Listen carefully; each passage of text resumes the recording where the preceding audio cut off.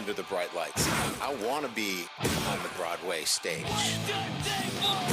Tiger Rag Radio is on now. All right, Charlie Hanagriff has joined us here on the show. Charlie, how you doing? It's myself, Jeff Palermo, Todd Horne, and Glenn Guilbeau. What's going on tonight? Hey, great to talk to you guys. How you doing? We're doing well. We're doing well. Wanted to talk some baseball with you and maybe get in a couple other things. Man, you've watched baseball for a long time. This team is 30-3. What is it about this team that impresses you the most? The fact that they have two guys out of the bullpen that can throw extended innings that they trust at this point in the season. Ordinarily, if you have two guys that can go more than one time through the order, those guys get promoted because you're always looking for starting pitching. Well, LSU's actually got three guys that they feel like can start games and get them into the middle innings. Not deep into the innings, not deep into the games the way you did 10 years ago, maybe into the 7th or the 8th, but at least into the 5th or the 6th. So the fact that you've got enough pitching depth to have two guys that are influencing games, winning games for you, in Evans and Cowan, that's huge. That to me is the biggest deal that has happened for this team. And where Cowan might have been a little bit predictable because he was at least a starting pitcher, he's a Friday night starting pitcher for Wofford last year, Evans was not a guy coming out of fall or even pre-conference that I thought was going to be that guy. So that's the biggest. I knew they would be able to hit. And I figured they'd, work the defensive stuff out with Milam and the rest of the left side of the infield and behind the plate. But the fact they've got two hammers in the bullpen, that's the biggest deal to me so far. Charles, I think I agree with you that that's the biggest deal so far, and that is amazing that they've got two guys like that. But everybody seems to talk about the pitching staff saying, okay, so now they got to find two or three more, and out of the bullpen. I'm still concerned, and I'm just curious about you. I think they're riding a thin line right now still with Ianson and Shores. I'm just curious about your thoughts on those two guys. LSU, I've seen them win 7 national championships, and I've never seen them have 7 or 8 pitchers that they could count on. Most of the time, by the time you get to Omaha, you're counting on 2, 3, maybe 4 guys, and a few others that can fill in the pieces.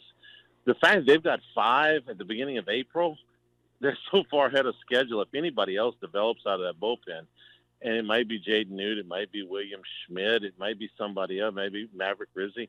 I mean, I can remember in 2017, Zach Hess was struggling in April. I can remember in 2023, Thatcher Hurd was struggling in April.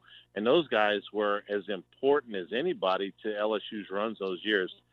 So they're ahead of schedule. They never have 7 or 8 pitchers going. Nobody does. And just think if they had never Guidry. have that many. They never have that many pitchers going into the postseason. So they've got enough right now. I'd like to have another guy, but they've got enough right now.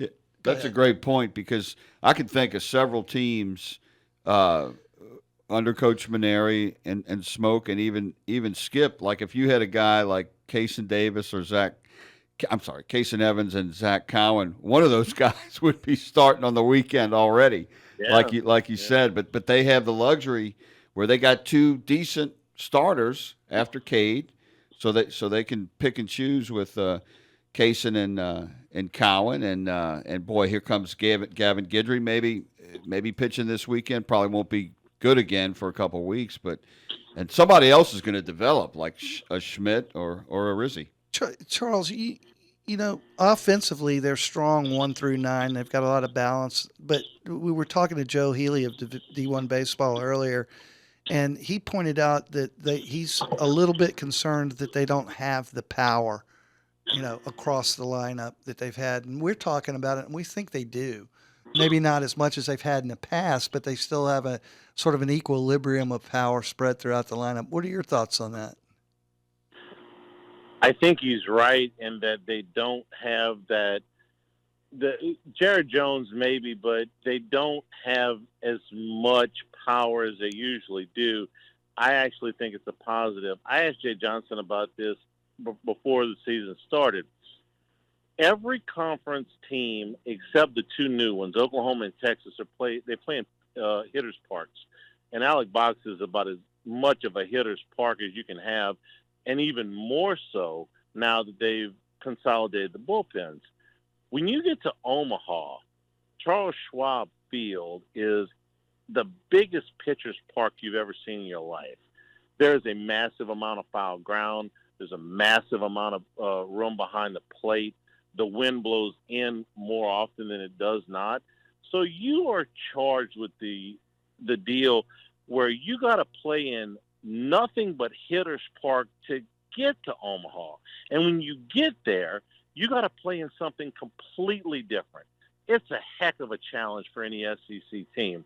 Now, I asked Johnson about it, and he said, yeah, that would make me really happy if I looked at this LSU team and said, you know what, I'm not reliant on the long ball to score runs. They've suicide or safety squeezed 6 times in the last 4 weeks. I can think of Skip Bertman teams that never did that, not once. Yeah. Okay. They can run. They're very good on the base pass. They are running more. They can steal a few more bases. But mostly it's a lot of doubles. It's a lot of base hits. It's not – they'll hit some balls out of the park, and they'll hit more as it gets warmer and the wind starts blowing out. They are in no way dependent on the home run to score runs. And I think if you get to Omaha, that's going to be a huge plus. Charlie, we thank you for your time, man. We really appreciate you spending a few minutes with us tonight. Good. We always love to hear your input on LSU baseball and everything else that's going on. Anytime, guys. Thank you. All right, Charles Hanagriff from ESPN 104.5. You can hear him and Jimmy Otts middays. I guess, middays. That would 11 be to 1. 11 to 1 o'clock on ESPN 104.5 and 104.9. We'll take a break. More of Tiger Rag Radio right after this. Spring is sprung, the grass is riz, I know where the library is. What's happening at the library? The 19th annual One Book, One Community series celebrating sports and youth mentorship with Jeffrey Marx's best-selling book, Season of Life. Join the library for events and activities for all ages in March and April. For details, spring over to readonebook.org. That's readonebook.org. Back here on Tiger Rag Radio, Jeff Palermo along with Tiger Rag editor Glenn Guilbeau and the executive editor Todd Horne. You know, Charlie he makes some great points. He's watched LSU baseball for a long time. You know, one of the things that has driven me a little bit nuts about this team, but I think it connected with me when Charlie was talking about it, is the amount of suicide squeezes, safety squeezes, the amount of bunts. And maybe that's just all to get the team ready once they do get into Omaha and you're playing really tight games. And, you can't jack the ball out of the park and you need a run here. Maybe that's all part of Jay Johnson's plan to do that, because my feeling is we've talked about how great this offense is. Just let them go. They can all hit. You don't need to bunt them in. Yeah. Well, I bet you Stanfield doesn't miss another signal the rest of the season. Well, he likes doing that, and I do think he has wants, the team to do that. I do think he wants his fingerprints on the team. I think a little bit of it is overcoaching in my mind. But to me, he's done his work. And it works. It works. That's the thing. If he was just doing it to do it and it wasn't working, that would be hurting the team. It could have cost him on Saturday. Yeah, but most because of the somebody time, missed a sign. Stanfield most missed of a sign and got Garcia out. Most of the time, though, it has helped the team and worked. But I was serious. Stanfield will not miss another signal this year. There's also times where when they do it, where I'm watching the game and LSU's got the momentum and they're building it up and the pitcher's on the ropes and they bunt, and you're giving the team a I know. To me, know. that's when I get a little. I agree with you totally. That's when you're helping the other team. Yeah, you're giving them an out, and then the pitcher's like, "Oh, okay, now I got 2 outs." Yeah, and instead of saying, I've never understood that. That's when, and I think there have been. I can't think of one specifically off the top of my head, but that has happened numerous times this season where I think they've let the opponent off the hook a little bit, where it seems like, man, they're about ready to score 4 or 5 runs here. Yeah, well, now they only settle for 2. But look, we know how to bunt and move a runner over. Well, if the guy's walking every other player, you don't need to bunt. But maybe it all is just to get the team ready for Omaha or for a tight super regional series or whatever it may be. And that's part of it, but he said this a couple of times. He wants a team that can win any kind of way. Yeah, I get that, but sometimes it's a little overkill. Yeah. In my mind. It's like Bill James is watching him. But as we do this show, Nichols, they're going to need to bunt a lot here tonight because they're down 3-0. Well, their super regional host site is in danger, according to Todd Horne, because they're losing to Nichols. This is a huge game. It's amazing to me that somebody could be such a revered sports writer, Hall of Famer, Not yet. and distort information and just rip it to shreds with no credibility at all. It's been a great career. I've been doing it for 40 years.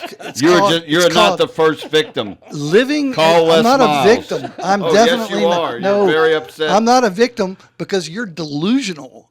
Because I didn't say that. I said it was important, and I explained You're saying it would be nice if on the one game and I don't understand why they're only playing one midweek road game. And they're not even supposed to be playing. Well, this is a replacement game. Well, it was supposed to be played back in February, but usually they've always done at least 2. Whether it seemed like that would, and they would go down to New Orleans and play at a UNO or Tulane, and then they would go to Lafayette or go to Hammond or Nichols or whatever. Well, he had to change his schedule a couple of times late in the season. Yeah, I just don't think he likes I don't think midweeks he does not like traveling. He doesn't like traveling to midweek when he has to travel to the SEC, which is what's going on this weekend.